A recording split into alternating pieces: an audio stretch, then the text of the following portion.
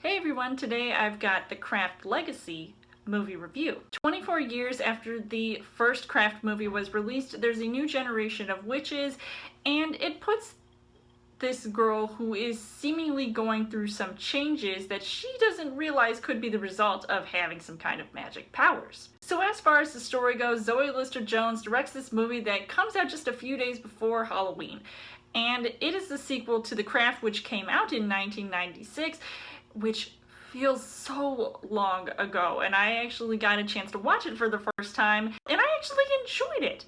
And the quality of this new movie was a bit of a letdown, and I'm actually not too surprised by that, because this looks like something you would see on Freeform, and ironically, I did watch The Craft on Freeform, so I feel like, it's one of those things where you didn't expect that to happen, but this was also giving me a lot of 13 Reasons Why vibes, and it felt like a juvenile attempt to make something already great relevant again, but for an audience that doesn't need to see more drama than it's worth. And trust me, there was a lot of drama in this movie.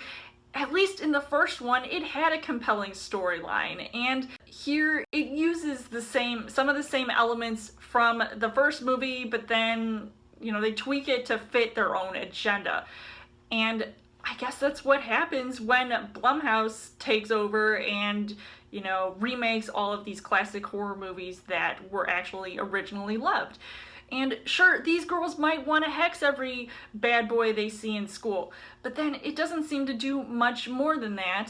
And they have their own spell powers, but I don't really get to see them hone in on them as much. And it was kind of disappointing, because that's one of the things that would make you want to watch the first Craft movie in the first place, because that all actually looked really cool. And here they just sort of rush into it.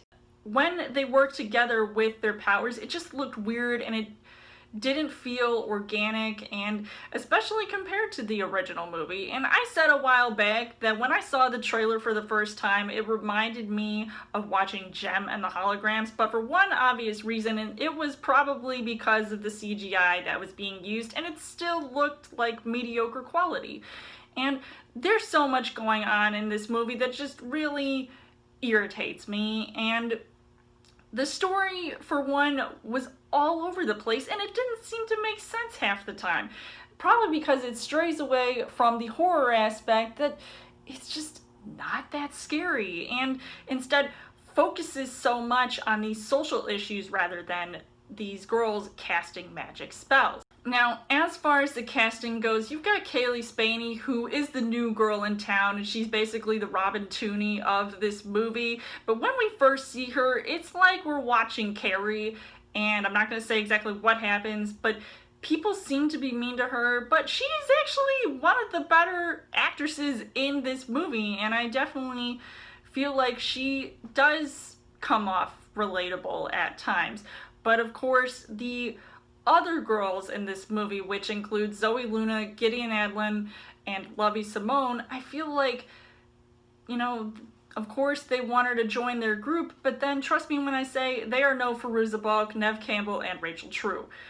And unlike the original, where each girl has their own issues and personalities and something to make you care about them, here you don't see any of that, and we're just like, whatever.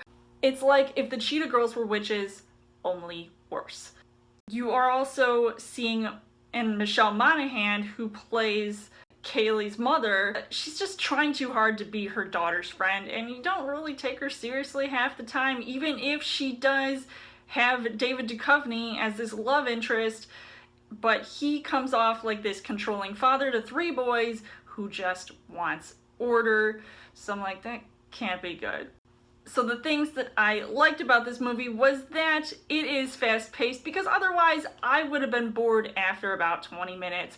But I think a certain cameo, which I won't spoil for those who haven't seen this movie already, makes up for it. So this is a bad love review contender because, for one, like I said, the fact that it's sort of a remake but kind of a sequel as well, I feel like what was the point of doing this movie if it just obviously wasn't going to be as good as the original. I mean, you can't mess up a classic like The Craft, and I feel like when it has such a cult following, you would want to make sure that it's done right. And here, I really did not see that. So it is very unfortunate, but I mean, I kind of expected it to not be as good, so whatever. I still had to see it anyway. Unfortunately, the things that I didn't like about this movie was that it is just not funny. There are times when it tries to have these comedic moments pop up here and there, but I'm just like, I rolled my eyes probably more than once due to the sheer stupidity of the dialogue. I mean, I just felt like it came off like it was trying to pander to an audience of all types of demographics, and there was this moment that was referring to a homosexual encounter that came out of left field. I'm like, okay, that was random, and some of the characters didn't feel as fleshed out, and it would have been nice to see a backstory on them. But by the third act, I found it to be predictable, and so any outcome left me groaning just out of boredom. So it was kind of disappointing in that aspect as well. So overall, I would say that this movie really didn't live up to any expectations I probably would have had.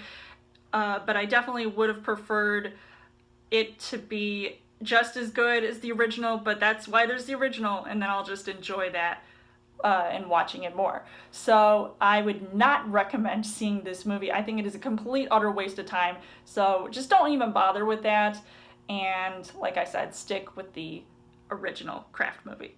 So I would give this a half heart on the heart rate scale. So let me know in the comments what you guys thought of The Craft Legacy, and as always, you guys can subscribe to my channel. I've got more movie reviews, movie updates, come back every week for a Chill Thursday video. You guys can also like me on Facebook and follow me on Twitter, and I will see you guys later.